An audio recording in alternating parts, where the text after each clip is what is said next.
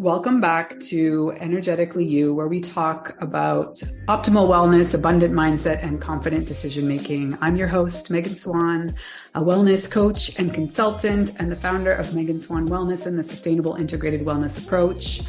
I help high-performance humans, leaders, and modern companies thread more wellness into their lifestyle and company culture so that it becomes a way of life and business and not a check mark on their to-do list. I'm on a mission to empower more people through optimal wellness. Today on the podcast, I am so excited to interview Hope Pedraza. She is a certified holistic nutritionist, functional diagnostic nutrition practitioner, certified hair, tissue, and mineral analysis expert. Ooh, can't wait to dive into that one. Reiki Master Practitioner, human design guide. That's what we were really going to talk about today. The founder of inBalance, a Pilates-based fitness franchise, and the host of her own podcast called Hopeful and Wholesome. So excited to get to know Hope. Let's dive in.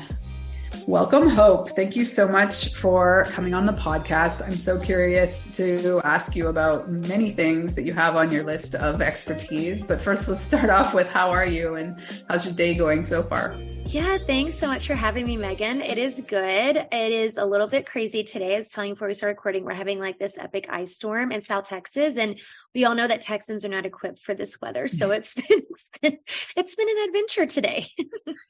Oh my goodness. Well, please keep driving slow and be careful going home. So let's start with the hair piece, because I think that's the one that caught me the most off guard. I definitely want to get to human design. And so why don't you first start telling us a little bit about, where your health and wellness journey started? Like, what was the catalyst for you? Yeah. So I grew up dancing. I danced from probably the age of 3 up until my mid-20s. And that kind of got me into just movement, right? And I just really got into movement, and that led into like fitness and that realm. And so I have a brick and mortar Pilates studio, which is where I am now, the only place with power right now. And so my love of dance and movement kind of put me in that direction. And I think just along that journey of movement and Pilates and all of that, I just fell in love with the human body and just learning all the things about the human body. And so I think there's kind of 2 parts to this where I think that kind of pushed me in this direction. Part of it was my movement background and my dance and all that. And as I started my studio, I wanted to really provide the women coming into my studio with a full comprehensive experience where they were getting everything they needed in one spot. So I wanted to offer the nutrition and the movement, all the things. And so initially I started out just like basic nutrition coaching, right? Just like, let me just give them some basic support. And then working with women, I realized that, they were coming to me from, using air quotes here, weight loss, right? But realizing from my perspective, like it was so much deeper than that. There was like hormonal issues and thyroid issues and inflammation. There's all these underlying things. And so that kind of drove me to really dive deeper into my own education to be able to reach those women at a deeper level and really getting down to like the root cause of why they were coming to me for the weight loss thing in the first place. And so I dove in to get my diploma in holistic nutrition. I did the functional diagnostic nutrition program to be an FDNP. I did a bunch of other like specialized certifications like hair tissue mineral analysis, which you mentioned, just to really get to that deep level. I think the other piece of my like origin story is I had digestive issues growing up.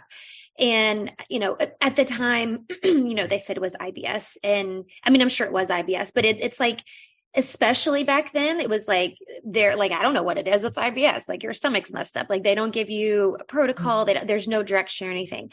So as I got older, I kind of took it upon myself to educate myself. And I think that's also what threw me into kind of the nutrition piece, to dive deeper into that side, because I was able to change my diet. I went vegan cold turkey. I decided one day I was going to try, like, maybe this is the thing that'll fix the things, and I went cold turkey vegan, and my IBS, all the things, my allergies, my IBS, all these things started to clear up for me. So putting together the pieces, like, okay, like this nutrition piece really plays a huge part in how my body's functioning and all that. So I think there was kind of multi layers there of how I got here, but all in all, I love the human body. I love helping women optimize like their health and their bodies and to be able to like function optimally and all of that. Yeah. Amazing. It's so funny you say that about your childhood, because I had a group coaching call yesterday, and 3 of the 4 women had this story. And I have a similar story growing up. Like one of them grew up in a town that like was literally a dairy town. So it was like sacrilege to question dairy. And she just had this, like, gosh. Every single person in her family has something, you know, even to the grandmother with arthritis, like so many health problems due to the level of consumption of dairy. Yes. And I grew up, to no fault of my mother's. That was just like what was being taught in the 80s, you know, as you know, milk is healthy, of course, cheese is healthy. Yeah. And you know, I used to drink like liters of skim milk, of course. And I had like horrible acne as a teenager, and I had chronic bronchitis, and I had in the earliest years, I had chronic earaches, and I was constantly taking antibiotics for that. Same. And like, you know, no one at that point in the game, to your point, nobody's questioning the diet to the degree that we know now. Right. Yeah, for sure. I probably had at least 3 colonoscopies before I was in middle school, maybe 13. And again, I mean, I had endoscopy. I mean, I had, all the things every direction. Like they did all the tests, but then again, it came back like, oh, it's IBS, and like, okay, like that's it. Now what? So yeah, and same. I was drinking, and I did find out later, you know, there was a lactose intolerant situation, but I don't know why. Like the doctors didn't figure that out. Like it was my mom's like, well, let's go get some more testing and see if there's any foods that are, you know. But there was no direction or protocol or, you know, anything like that. Yeah. So tell us a little bit more about the hair analysis, because I find that that's so interesting. So clients give you a piece of their hair. Yeah. So it's actually a teaspoon of hair. So it's, I know, right? Very specific. There's a little paper scale that you put it on, and it's very specific how much hair. But yeah, so basically, so as an FDNP, I use functional labs to get to the root cause of what's going on. And the HTMA, or hair tissue mineral analysis, is giving you a look at your mineral levels. But of course, you know, you can go to the doctor and you can get a blood test. They'll do a blood test to test your mineral levels. But when you're looking at it from that perspective, it's a very small, like acute picture of what's going on, right? It's like, this is what's going on at this moment in time. Not only that, but a lot of our minerals are intracellular, meaning they're in your cells. So if we're measuring your blood levels, it's not really the full picture of what's going on, like at a cellular level with your health and with your mineral levels. So with the HTMA, you're sending in your hair, and it's a look at what's going on chronically with your mineral levels. It's going on like the past 90 to 120 days with your mineral levels, because it's what's being pushed out into your tissues. So it's looking at a couple dozen different minerals, of course, the big ones, right? Like sodium, magnesium, potassium, calcium, the big ones that we need the most of. And then there's maybe, 18 or 20 other micronutrients that it measures. It looks at heavy metals. It looks at other toxic elements that could show up. And then it looks at the individual minerals, but it also looks at some relationships between the minerals. And the relationships a lot of times are more important in some instances than the actual like individual mineral, because the relationships, the ratios are going to show what's going on with your adrenals and your thyroid and your carb metabolism and your liver and how you're oxidizing things and your nervous system and so many other pieces where you can start to like find patterns and connect dots and kind of see what's going on with all these other things, these symptoms, that people are coming to me with. And then we connect dots with other labs that I do. And I always start with the mineral balancing protocol first, because minerals, they're considered, you probably heard this before, they're considered the spark plugs of the body, right? Like without the minerals, enzymes can't do the things, like there's no reaction can happen in the body without the minerals, like sparking the reaction. And so I find that before I started doing HTMA, my clients would have results and everything, but it was such a slow process because that piece was missing. Like when you connect that piece with everything else, it really does like jumpstart what's going on with like the healing process. So being able to balance out the minerals and kind of get that part functioning before addressing all these other things. So many questions. All right, let's start with, so do you usually recommend, like, XYZ mineral is low? Do you give a protocol of eat more of this, or are you always solving things with supplements? It's both. That's a good question. It's both. So I work with a lab that specifically customizes their supplement protocol with the HTMA. So I can do it myself. I can look at the lab and I can create this custom protocol, or I can send it to them and they can do it. But they customize it to exactly what they need. So they're looking at, what's low, what's too high, what needs to be pushed out, what needs to be balanced out. So there's that piece. The supplement piece is a big piece, but it is also the food piece, because like potassium, for example, potassium is much more absorbable by food than by supplement. Like there's only so much really that your body's going to absorb from a supplement. So with potassium, and potassium is a pretty big one for people, potassium and sodium. For that one, there's a lot that we do with food, specifically with that one. And the same thing with sodium. Like, yeah, you can put, sea salt in the supplement, but getting salt from like a good quality, like Celtic salt is the one I always recommend people, like balancing out sodium levels with actual like good quality salt is going to be better than doing it from a supplement. So there are some where it's like, it's much more important with the food, but it's always, the food is always, the supplement is always just that. It's just a supplement, right? Like you can, and I tell my clients this all the time too, especially I have, very high performing women that I work with. A lot of them are, I have some that, some corporate jobs, some entrepreneurs, some just busy moms, but they're all high performing. Like they want to perform at a certain level in their life, whether it's their job or their life, whatever. And I always tell them, like, you can spend $1,000 on all supplements, but you're going to be wasting all $1,000 of it if you're not managing your stress and you're not sticking to this anti-inflammatory diet that we're focused on right now. Like, so the diet piece is always huge. And then the stress management piece is always huge. Mm-hmm. Yeah. You have the exact same philosophy there.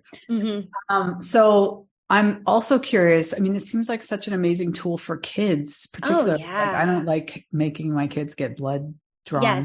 Yes. Totally. Yes. And I think, that can be really interesting.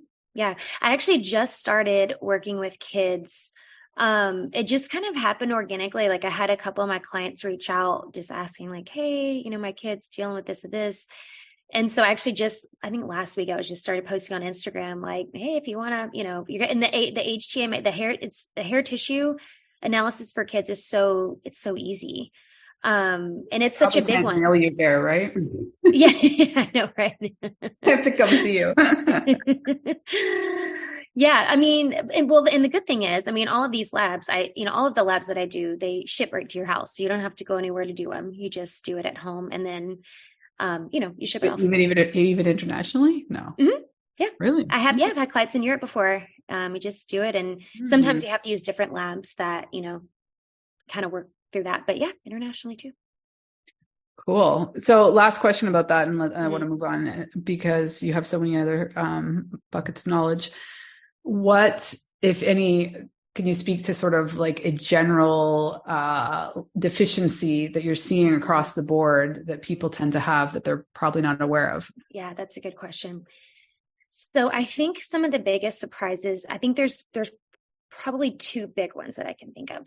One is sodium, and I mentioned it before because I find that one a lot. And I think most people, because I think sodium is kind of like... Sodium got a bad rap. Yes, exactly. So I was about to say, kind of like carbs for a while, right? Like it got a bad rap. And it's funny because if you dig into the research, and I was just digging into this a few weeks ago, I just went down this rabbit hole with this research article I was looking at.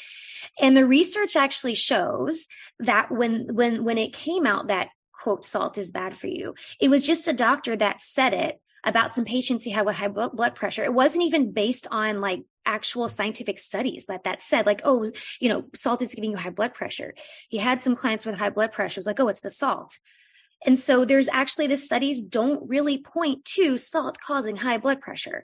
The salt issue is that the majority of, at least the Western world, is getting their sodium from like table salt, right? It's like the salt version of white sugar. It's totally refined. It's used all these chemicals to strip every nutritional value from it, right? So it's just the minerals, right? Yeah, exactly.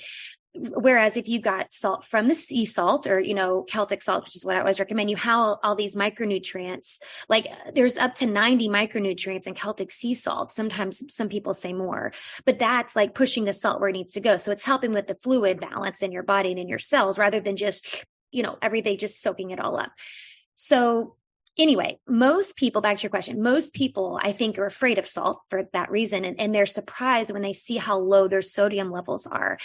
Our adrenals use more sodium than really any other part of the body. And when we're in a chronic state of stress, which is the majority of the Western world, our body is just churning through that sodium and becomes deficient. The same thing with magnesium. Magnesium is another big one that's deficient in people. And so sodium is a big one. I think that surprises people. And then calcium is quite the opposite. Calcium for a lot of people is too high. I think people, I find an excess is much more common than deficiency in my world. And we end up having to kind of break that down. And again, it's a stress response in the body, right? Our body, it builds this kind of protective shell and your body, in a stress response, it's pulling out calcium from the bones and pushing it out into your tissues. And when it gets chronic over a long period of time, it can build what's called a calcium shell around like your nerves and your cells. And you start to have symptoms like it can cause like memory issues, brain fog, like things start to happen in the brain, right? It can cause issues with your thyroid because now your cells are no longer receiving the thyroid hormone. So it causes this protective shell around your cells. So you're not sitting and receiving things in and out of the cells like you should. So I find a lot of times, I'd say probably 80% of the time my clients have an excess of calcium that we have to kind of break down. I think the other piece of that, especially from COVID, all of us were like, vitamin D, all the vitamin D, because everybody was saying vitamin D is what you need, which vitamin D is good. I'm not saying that, but everybody was saying like vitamin D is what you need to, fight COVID or whatever. But when we're taking vitamin D without anything else, any other cofactors, vitamin D can stimulate the release of calcium, pull it out of the body. And that's when it pushes out into your tissues, rather than if you were taking it with a cofactor like vitamin K, that sends it where it's supposed to go. So rather than pulling the calcium out, it's sending the D and the calcium where it needs to go. So I'm finding, and I'm sure somebody will do a research study at some point, because I'm finding, and I've heard from a lot of my other FDN friends that over the past few years, we have seen this huge influx of people coming in with this huge calcium buildup. And I guarantee you the majority of it is just people taking too much vitamin D and not knowing how to take it with the cofactors. So you think it's more that than sort of like so many products that are quote unquote certified, or not certified, that's not the word, fortified with. Oh yeah. That could totally be it too. But I think, I'm sure that's part of it too. And I have had clients before, like I had a client one time and they like raised animals and stuff, and she drank a ton of raw milk and her calcium levels were through the roof. I'm like, girl, we got to back off the milk. So it does happen that way. But I would say the majority of it is stress, of course, because stress is the root of all things. But the majority of it, I really think is stress. And I really do think some of it the last couple of years has been this influx of us people, like doping out on vitamin D and just not taking it properly. Amazing. Some really great information there. Thank you. Yeah.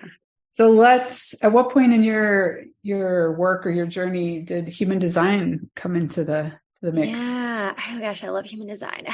So a few years ago, I was working with a spiritual business coach, and we're just kind of working through some business stuff, and she ties in kind of some spiritual pieces there. And she had a really small piece of it in her program. She wasn't like a human design like expert or teacher, but she had a really small piece of it. And that little piece was all I needed to just pique my interest. It was so fascinating to me. I did my chart, and you can get your chart for free, by the way, for those listening. If you don't know what human design is, you can go get your chart for free online. You can, I usually recommend myhumandesign.com. I feel like she does a really good job of kind of keeping it simple and not complicated, because it can get super complicated real fast and you can go down all the rabbit holes but I think she does a good job of really simplifying it. But I think when I saw my chart, I did my chart, and I felt like it was so validating for me, like understanding me and understanding What's your type? I'm a manifesting generator. Do you know yours? Powerful. I'm generator. Nice. Okay. So close. We're very similar. Yeah. I'm a I worker think bee. you're what? I'm a worker bee. Yes. Yeah. I feel you. I feel you. Me too. And I'm the like multitasking worker bee. So like, yeah, we're a lot alike in that sense. Now all of your crazy modality mix makes It so much makes sense, right? I know. I get that a lot. Oh, now I get it. Yeah. No, it totally does.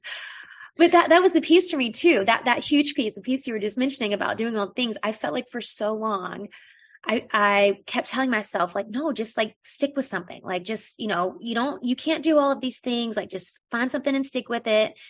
And I just couldn't, like, I couldn't make myself do it. And then when I did my human design and I understood what it meant to be a manifesting generator, I'm like, oh my gosh, this is why I do like 85 things at one time. And I literally have like 25 tabs open at the same time working on, like, it made so much sense to me. And I realized like, no, I don't have to put myself in a box and quote, focus on one thing. I can do it all. That's how I'm designed.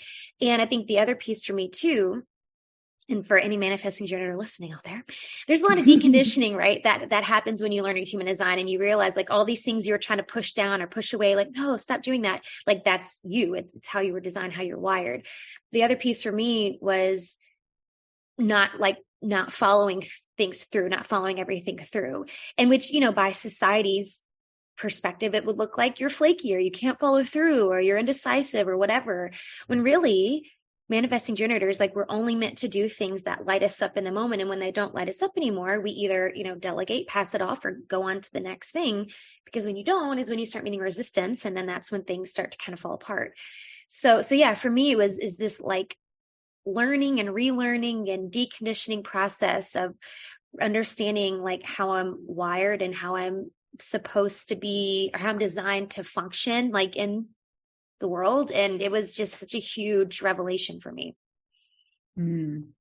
Yeah, I found it really powerful in two areas specifically. One, kind of how understanding like how one's energy ebbs and flows, and giving yourself permission to flow with it. Totally. Opposed to trying to fit into the 9-to-5 energy box. Yep. And also like from what point in my body I should sort of tune into most and when I'm making decisions. Yes, the decision piece is huge. And that's been a huge one for me too. That one, your authority. So if you're looking at your chart, if you look at your authority, that's going to tell you like how you best make decisions. And that piece is huge for sure. That's a real eye opener. Cool. So you got the Pilates studio, you do all of the nutrition stuff. For you, like, what is sort of the integration piece there? Do you see it in terms of the kind of clients that come to you that sort of like really are open to all of these different modalities that you offer? Or are you still finding that people come to you ultimately with the air quotes desire to lose weight, and you're just able to sort of, help them find this deeper why and taking care of themselves? That's a really good question. I really feel like as my business has evolved, and then as I have evolved just as a human, I think the type of client has evolved too. And now granted, I still get people who come to me that are wanting to lose weight, but it's, it's my job to also help them understand that the weight is just a symptom. Like the weight's never the problem. It's always a symptom of something else. But I do think that, how it's how I'm positioning myself too. I think that people are coming to me like they want to know the root cause. Like it's not about the weight. And for most women, even the ones, I will say this, even the ones who come to me for the weight, like we're talking about the weight, when we're talking about like, I always ask them like, what's the big transformation you see at like the other end of the tunnel kind of thing. And it's never the weight. That's never their answer. Their answer is always something about, I just want to feel good. Or I remember what it's like to feel good. I just want to feel that again. Or I just want to feel happy in my body. Like it's never about the weight. And that like just makes my soul so happy, because that's what it's about for me too. It's because, and I know this is as a side note, for a long time, I struggled with disordered eating behaviors. And so for me, that was a huge thing for me for a long time it was the calories, and it was, counting this and counting that and tracking this, all that, like so OCD about stuff. Obsessive. Exhausting, right? Totally. It's like, absolutely. stress in it itself. Absolutely. And so I feel that. And while I've never been someone who's been, severely overweight that struggle with that piece, I can still understand that perspective of like, it just weighs on you, on your like mental capacity. Like, God, if I could just get to, the right number, the right, whatever, but then helping women realize that it's not even about the number. Like, it's feeling good in your body, and it's feeling like you have vitality to function, and you can be there for your family. And there's so many deeper things than that. Yes, 100% agree. Can you talk a little bit about your journey with birth control? I'm curious. I had the personal experience where, for many reasons, which I won't get into because the interview is about you, I took birth control like back to back. I had a female gynecologist at the time that didn't see any problem with like, taking pill back. Like I didn't take the 7-day space, if you will. Oh, right. I didn't have a period for like most of my 20s and half of my 30s, if you can imagine. Yeah. Therefore, when I got off of it to try and have a baby, I, did not get pregnant the month after. I believe that like a lot of things were going on, but mostly it took my body more than a year, almost 2, to sort of regulate itself back and get all of those synthetic hormones out of my system. Yep. I believe it. And I'm with you. I was on the pill for a long time, and I would do every now and then. It was like, you could plan around like, oh, if I'm going on a trip, I'll just keep taking it so I don't have a period while I'm, vacationing or whatever. And you don't think anything of it. And, they hand it out like candy. So it's like, well, it can't be bad, it can't be that bad. And gosh, yes. And honestly, I don't think I realized the effect that it had on my body. I mean, I really don't think I realized until I was getting off. And the only reason I got off initially was to try to have kids. Right. And for me, and I was blessed that it happened really fast, and I was surprised because I thought the same thing. Oh, this is going to take forever because I've taken it for so long. So at that point I'd taken, I don't know, over a decade. But yeah, I think, and after I got off of it, I realized I'm like, there's no way I'm getting back on. Like, I had no idea. Like, for me, it was, I could tell a difference in my mood, even when I was pregnant, which it's like, your mood's crazy when you're pregnant, but I could just tell like it's something is different. Like my mood is different. I could tell, I had done some labs and stuff on myself. This was about the time when I was going through my FDN program, and I did all these labs myself, and I'm like, and I consider myself a pretty healthy person, and I did these labs, and I'm like, oh my gosh, like, and I know it was from birth control. There's so many things wrong with my gut, and, me having gut issues my whole life. I'm like, well, crap, this whole time I've been on birth control, it's just been making things worse. Mineral deficiencies, there's so many things off, and I know it was because of birth control. I know it was. And so, yeah, I never went back on, and I was really afraid. I was afraid like my skin was going to freak out. I was afraid of like what the periods were going to be like. And I think that was what kind of solidified it for me. Like, I got off of it or whatever. And my first period, I'm like, oh, this is going to be terrible. And it wasn't. Like, it was okay. And I'm like, huh.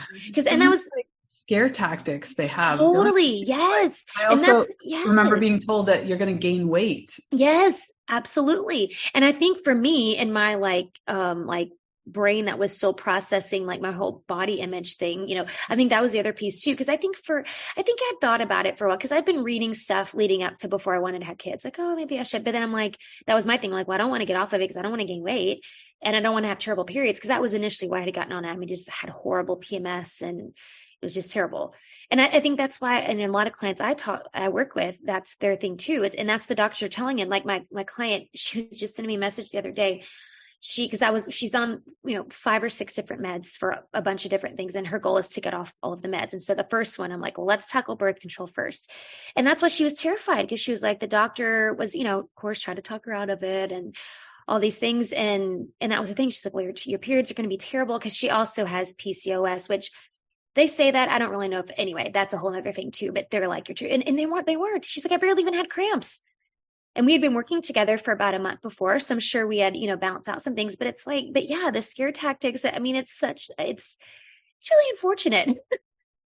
Well, and there's this piece again, like how much dairy and arguably meat in general. It's all pumped with hormones. Totally. These days. Yes. And you're eating as a teenage girl. Yes. Like that was probably making all of your symptoms worse. 100%. 100%. Well, and not to mention like all of the, and I don't know if I don't know, I would like to know like studies on levels of like endocrine disruptors in the 90s and early 2000s. But that too, I mean, I don't know if this is you back in the day, I was dousing my body with Bath and Body Works and like, all the perfumes and I mean, Body you name Shop. it all. Yeah. Yes. The Body Shop, all that. So it's like, crap, there was probably so many things going on. So yeah, I think there's so many things that, obviously the doctors aren't going to mention by it, but yeah, so many things that were contributing to why I was having the terrible periods in the first place. Yeah. And I always point out to clients, it's not like that they're just not educated on this, and because it's not part of their curriculum. Exactly. They feel like, you're challenging their authority. Exactly. Uncomfortable. And therefore it's just like, no, you really need to kind of, these days there's usually an option of a homeopathic doctor or a functional medicine doctor who's like at least a little bit more open-minded to solve these things. Right. With Exactly. food and diet and lifestyle. Exactly. Quote unquote medicine. Before we look at all of the, prescription drug options. Right. Exactly. Amazing. So tell us more about what you're doing these days. Specifically, who are you working with, and anything else you want to draw to the audience's attention? Yeah. So I recently finished my level 3 Reiki training. So I'm really incorporating like kind of some energy medicine into what I'm doing and energy work. And that's been really exciting. And that's kind of my goal for this year, is to really integrate all of that together, because that kind of been just kind of piecing things together as I've, my manifesting generator brain is like, what to do next. And I'm just kind of grabbing things. But now this is like, okay, now I can kind of put it together in this cohesive, like, this is me and my, how I work kind of thing. And so the energy work is big, just being able to really hone in on the holistic piece is a big deal for me. I mean, I do the functional labs and functional approach and all that, but the holistic piece is it's the mind, the body, the spirit, right? And being able to really address all of those, like specifically. Well, I've never been one to like throw one of those out. I've just never really honed in on each of them, like in depth. And so, I think the human design piece was kind of a start. And then now that I've done the Reiki training, the energy piece, the energy attunements and Reiki and all that's just kind of this added piece to really help women at the deepest level possible, because we know it's all, I mean, you know this too. I mean, it's all related, right? You can't address the physical piece without addressing the mental, emotional, and spiritual pieces. So you had to put all the pieces together. Exactly. Love it. So what's the best way for people to get in touch with you? Where do you hang out most? Yeah, probably most on Instagram. I'm at the Hope Pedraza. I have a free Facebook group. It's Live Wholesome and Healthy, and we do workshops and challenges and Q&As and all things like functional nutrition, human design, that kind of thing. Or you can go to my website, hopefullandwholesome.com. Cool. And your podcast, what do you talk about? Yes, my podcast. Yes.